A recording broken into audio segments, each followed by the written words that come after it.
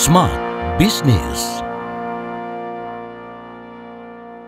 Dalam sebuah perusahaan tentu punya culture atau budaya yang berbeda-beda. Perusahaan satu punya budaya berbeda tentu saja dengan perusahaan yang lainnya. Tentu ini membutuhkan waktu untuk para karyawannya bisa beradaptasi. Namun bagaimana culture fit di antara perusahaan dengan karyawan tersebut bisa berjalan dengan baik? Apakah penting untuk kita lakukan di dalam bisnis kita? Halo Smart Listener, selamat datang dalam podcast Smart Business. Di kesempatan kali ini Tasya Rustama akan menemani Anda dan kita akan berbincang mengenai dunia bisnis. Di kesempatan kali ini saya sudah kedatangan tamu spesial, orang spesial, pebisnis yang sudah lama dan memulai dari bawah hingga sekarang ada di level yang luar biasa. Sudah ada Pak Yuke Santoso. Halo Pak Yuke. Halo Mbak. Gimana kabarnya? Baik Mbak Tasya. Oke, kalau kita ngomongin culture fit Pak Yuke, seberapa penting menurut Pak Yuke di dalam bisnis itu ada culture fit? Oke. Ya kalau buat saya secara pribadi tentunya budaya di suatu perusahaan itu sangat-sangat penting ya. Karena itu bisa menjadi pelindung buat visi dan misinya perusahaan tersebut gitu. Oke. Jadi kalau budayanya bagus, punya integritas tinggi, rajin, tentunya itu akan membantu karyawan-karyawan baru jadi tahu. Jadi mereka mau nggak mau harus ngikutin gitu. Kalau misalkan karyawan yang baru itu tidak bisa mengikuti budaya yang sudah ada, ya tentunya itu proses seleksinya terjadi di sana. Gitu. Baik. Bagaimana cara Pak Yuke sendiri untuk membentuk culture fit di perusahaannya Pak Yuke? Yang kita tahu nggak cuma satu ya, tapi ada beberapa anak perusahaan lagi. Ya tentunya kita harus lakukan beberapa culture activation juga gitu. Ya yang paling simple, yang paling sederhana, kita kalau di perusahaan kita harus ada ritual briefing. Briefing harian, briefing mingguan, itu sebisa mungkin harus dilakukan gitu. Itu dilakukan jangan cuma sekedar dilakukan tanpa kejelasan ya.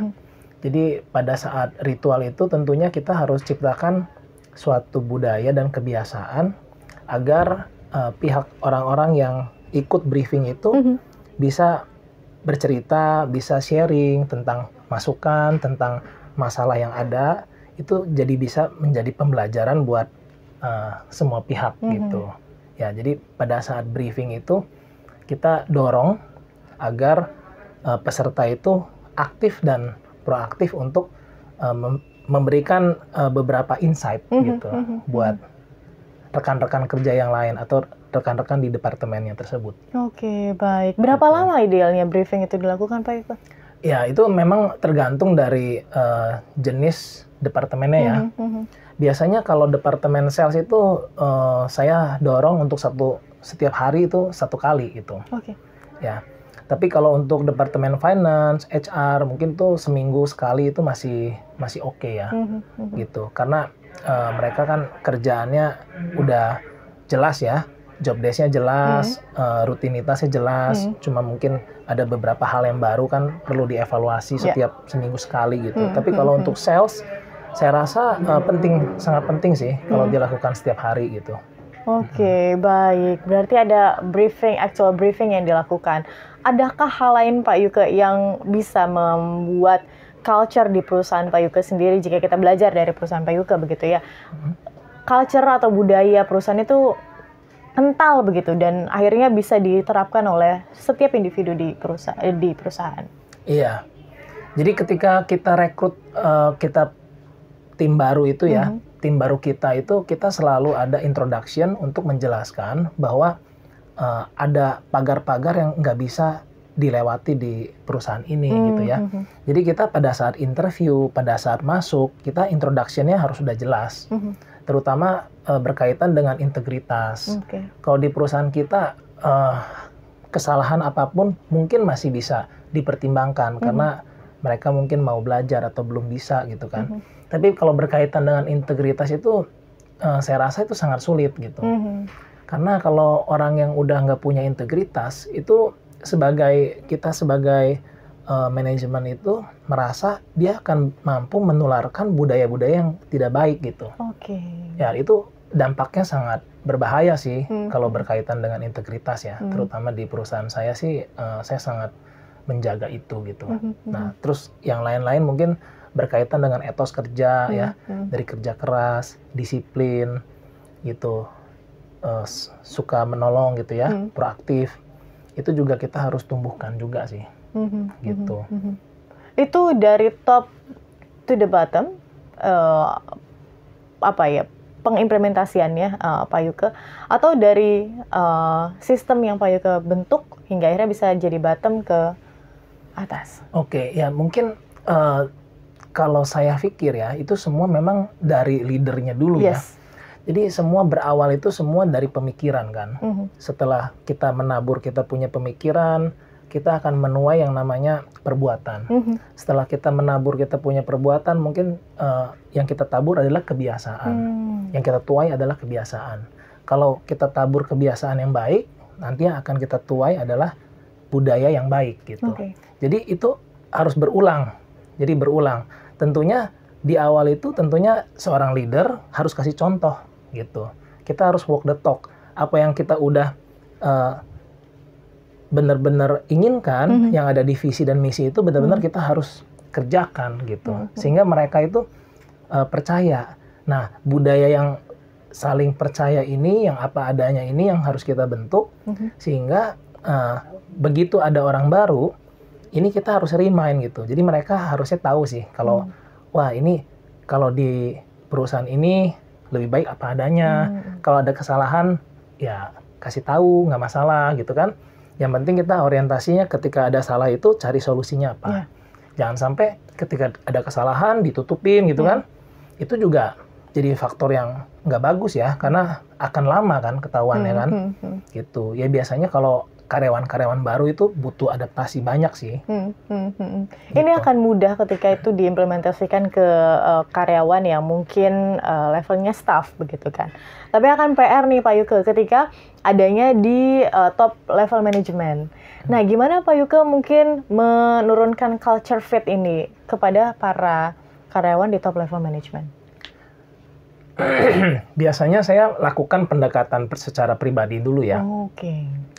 Jadi kita pendekatan secara pribadi ke top manajemen itu kita harus samakan dulu frekuensinya gitu.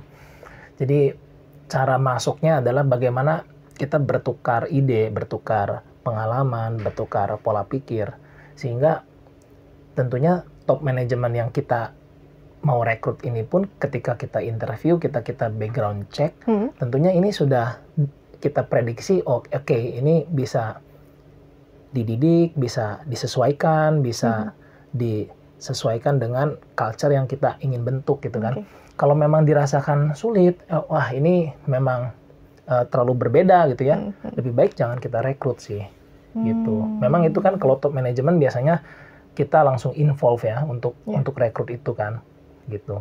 Baik, berarti Pak Yuke sendiri turun gitu ya untuk top level manajemen, ini harus involve untuk putuskan ini bisa coba atau rasanya berat gitu. Oke, baik. Etos kerja harus ini tentu dilihat by proses. Integritas Pak Yuke, tentu kan nggak mudah ya menilai orang, apalagi ketika pertama kali merekrut begitu. Apalagi ketika orang tersebut belum mengetahui dan juga belum beradaptasi terhadap culture fit-nya perusahaan kita. Ini gimana Pak Yuke untuk mengendus saya, mengetahui begitu kan indikasi-indikasi utama ketika orang ini kayaknya udah nggak sesuai deh dengan culture fit kita. Oke, ya kita biasanya berproses kasih beberapa tugas, gitu kan? Ngetes ya? Ya, tes dengan tugas-tugas yang kita berikan, feedbacknya seperti apa. 1 kali, 1 minggu, bulan depan kita tes. Dari situ datanya kita bisa collect kan. Biasa kita kalau hands on di pekerjaan itu kita jauh lebih cepat sih untuk bisa mengetahui ini orang tuh bisa dipercaya nggak, ini orang tuh kerja keras nggak, ini orang tuh disiplin nggak gitu. Nah, ketika kita hands on itu keputusan kita akan jauh lebih akurat. Jadi memutuskan analisanya ini orang tuh sesuai nggak gitu, ya sesuai nggak budayanya dengan yang kita mau gitu. Jadi itu sih yang harus kita lakukan. Gitu. Oke, ada nggak Pak Yuke tips and triknya ketika karyawan tersebut kayaknya udah nggak sejalan lagi deh sama kita. Nge-layoff-nya tuh kayak gimana sih gitu? Iya. Biasanya kita dari pertama kali rekrut, kita sudah kenalkan kan, kita punya budaya kan. Kita punya HR harus bisa remind ketika kita mau rekrut tim baru, itu kasih tahu kita budayanya adalah seperti ini. Kalau misalkan di kita dari awal itu harus apa adanya, harus terbuka, harus kerja keras, harus disiplin gitu kan, harus proaktif, saling membantu. Nah, ketika kita udah kasih tahu, biasanya mereka juga kalau yang tidak sesuai nih, yang biasanya di tempat kerja yang sebelumnya kerja leha-leha, itu mereka akan merasa terseret-seret gitu. Nah, kalau terseret-seret itu kan kita juga bisa coaching kan. Pilihannya mereka dua kan. Mereka adaptasi, perbaiki, atau mereka sesuaikan diri, itu keluar misalkan. Biasanya itu mereka berproses sendiri juga sih. Iya. Nah, cuma masalahnya itu kalau kita di organisasi baru dengan manajemen-manajemen baru, manajer-manajer baru, chief-chief baru. Nah, ini yang Mbak Tasya bilang tadi kan, gimana nih caranya kalau manajemen baru, manajer baru, itu budayanya belum sesuai, dia udah punya tim lagi. Nah, itu adaptasinya kita sebagai owner dari perusahaan jauh lebih berat gitu. Karena dua, ya kan, dari si manajer belum sinkron, staff mungkin ada yang udah sinkron, ada yang lebih-lebih nggak sinkron. Nah, ini yang challenge-nya kita di sana gitu. Kalau kita bentuk organisasi baru ya, biasanya kalau organisasi lama udah cukup mengenal lah gitu. Udah jejak gitu ya lah. Iya, udah cukup tahu ya. Jadi proses itu kayaknya jauh lebih cepat gitu sih. Oke. Cara nge-layoff-nya tadi bagaimana Pak Yuko? Biasanya, ada tipsnya nggak sih? Ya biasanya kalau kita mau layoff itu kan dari awal kan udah ada probation ya. Probation itu kan 3 bulan kita profesional juga kan. Di awal udah diinfo kalau memang sesuai lanjut. Kalau nggak sesuai kita nggak bisa lanjut. Itu udah jelas. Tapi masalahnya kalau udah lulus probation di awal bagus, terus tiba-tiba 1,5 tahun kok jadi underperform. Ya, itu berdasarkan KPI juga kan jelas ya, ada tolak ukurnya kan di KPI itu, nih performance-nya kamu kurang bagus. Kok misalkan bagian finance ya, kok laporan telat terus, nggak on schedule gitu kan.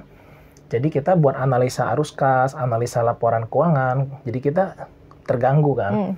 Misalkan itu bagian finance. Kalau bagian penjualan, ya tentunya dari result dia penjualan seperti apa kan bisa dinilai. Bagian HR juga bisa dinilai juga dari rekrutmen, jumlah orang, bisa fulfill sesuai dengan waktunya atau mulur-mulur gitu kan, bisa dinilai juga gitu.